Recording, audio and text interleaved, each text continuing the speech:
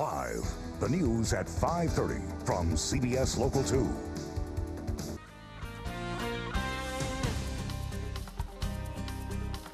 Third-party candidates are often long shots, to say the least, for the White House, but they still have an impact on the race. Some say a spoiler impact. Joining me now is our newsmaker, is local author John Kimberling. He wrote a book, What This Country Needs, a New Political Party.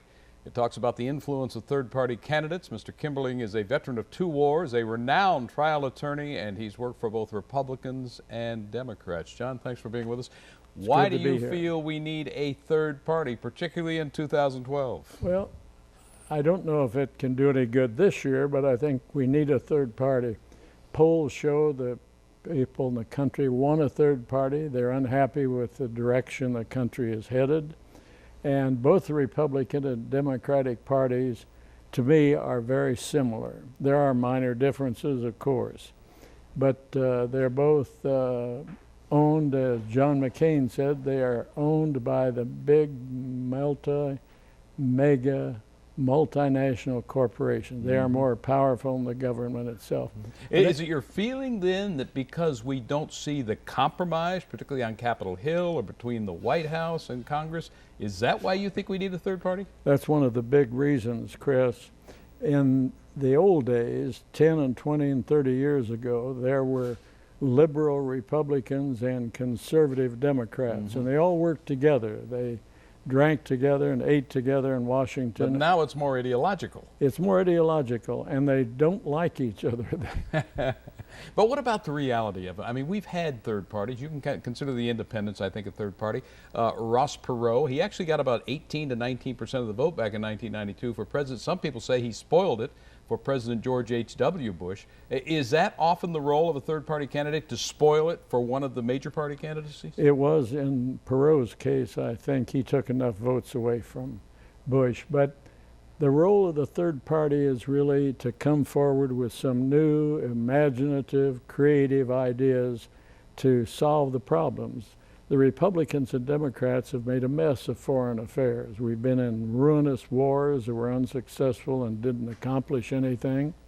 We need tax reform. We need immigration reform. We deficit reduction.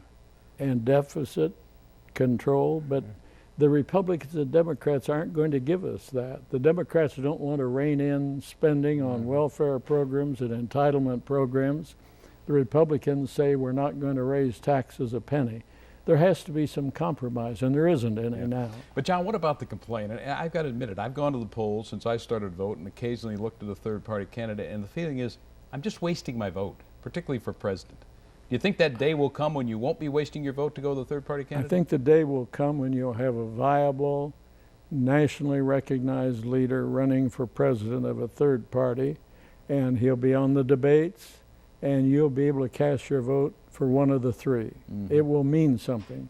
The day's coming, but we have to reorganize. The third parties have to unite, get together, form one party, find a leader, get out. In every state, the Republicans and Democrats have made it very difficult for anyone else to get on the ballot. Finally, we're running out of time, but don't third-party candidates often come, for example, a Prohibition party, they come out of one particular issue?